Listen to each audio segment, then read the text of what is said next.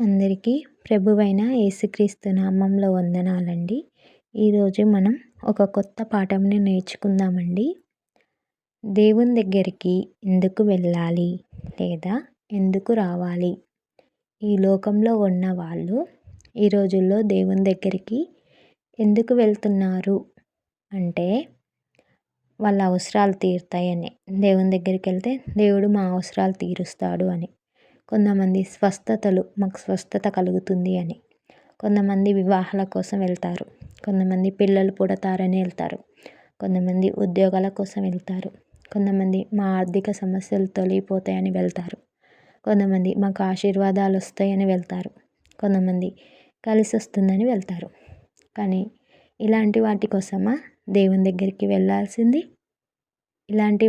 ఇలాంటి వాటి కొరకు లోకస్తులు దేవుని దగ్గరికి వెళ్తారు. మరి క్రైస్తవులైన మనం దేవుని దగ్గరికి ఎందుకు వెళ్ళాలి? అసలు దేవుడు ఎవరు అని తెలుసుకోవడం కొరకు దేవుని యొద్దకు రావాలి. మరి దేవుడు ఎవరు అంటే బైబిల్లో చూస్తే బైబిల్ ఏం చెప్తుంది? దేవుడు ఎవరని చెప్తుంది బైబిలు?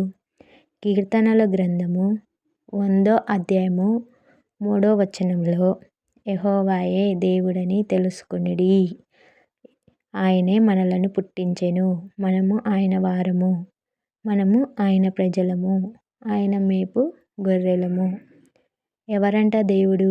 యెహోవాయే దేవుడు. మన దేవుడు ఎవరు? యెహోవా. యెహోవా దేవుడు అని గ్రంథం సెలవిస్తుంది. ఇంకా ఆయనే మనలను పుట్టించెను. ఆయనే మనల్ని పుట్టించెను అంటే మన సృష్టికర్త ఎవరిప్పుడు? యెహోవా దేవుడే మన సృష్టికర్త. అంటే యెహోవాయే దేవుడు. మన దేవుడు ఎవరు?